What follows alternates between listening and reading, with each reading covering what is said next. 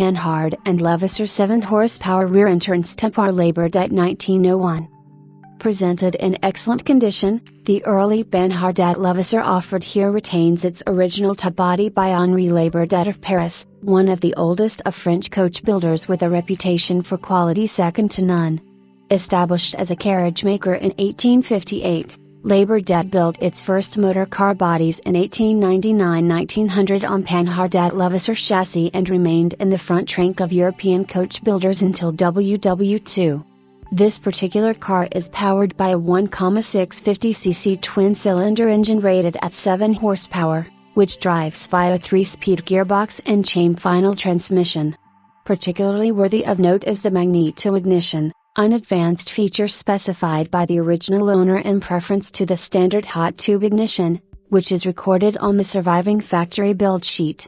Other noteworthy features include a single-use cellular headlight, a pair of Nevert side lights, bulb horn and a brass luggage rack, the latter mounted on the roof. The provision of an electric starter is the only notified deviation from factory specification. Rand Panhard was a qualified engineer whose Paris-based business made woodworking tools and built Deutz engines under license. With his partner, Miles Levassor, he experimented with horseless carriages using engines licensed from Daimler.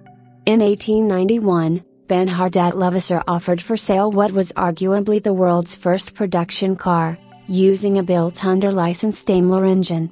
Both Daimler and Benz had made automobiles before Panhard, but these had been individual prototypes rather than models intended for series production. Above all, the firm was responsible for bequeathing the automobile world the system Panhard, which embodied the now familiar layout of a front-mounted engine driving the rear axle via a clutch, gearbox and differential. The modern motor car had been born. After Émile Levassor's death in 1897, Rand Panhard reorganized his company as a joint stock corporation to attract wealthy investors, while Commandant Arthur Constantin Krebs succeeded Levassor as technical and production manager. Krebs began work by designing a series of 4-cylinder engines with nominal power outputs ranging from 8 CV to 20 CV. His Paris-Amsterdam racer of 1898 featured a tilted, as opposed to vertical, steering column, and this innovation was soon carried over to the production cars. Racing developments continued to influence the production Panhards, which soon featured front-mounted radiators, first seen on the Paris-Bordeaux racer of 1899. Battery, coil ignition and Krebs' own diaphragm carburetor were features of Panhard Levassor engines by the end of 1901. Panhard Levassor swiftly established a reputation for fine engineering, excellent craftsmanship, superior reliability and outstanding performance, qualities that placed the company at the forefront on early motorsport, notably the great continental city-to-city races of the time. Little wonder therefore that such notables and sportsmen as the Hans C.S. Rolls, Randolph, Maurice Farman, Lange Erardo and Fernand Charon were associated so closely with the marque. As early as 1898, Charon had driven a Panhard Levassor to victory in the Paris-Bordeaux race, covering the course at an average speed of 26.9 miles per hour, while in 1899 Gerardo's 12-horsepower car covered the 201 miles of the Ostend-Paris race to win at an average speed of 32.5 miles per hour. Significantly, it was with a Panhard Levassor that Charles Rolls chose to commence his competitive career, driving one of the French manufacturer's cars on the 1,000-mile trial of 1900. In that same year Rolls used his Panhard to give the Duke and Duchess of York, later King George V and Queen Mary, their first ride in an automobile. Surviving Panhard factory records show that this particular car, chassis number 213, was delivered new on 5 June 1901 to Michel Plancard in Carcassonne, Tuos.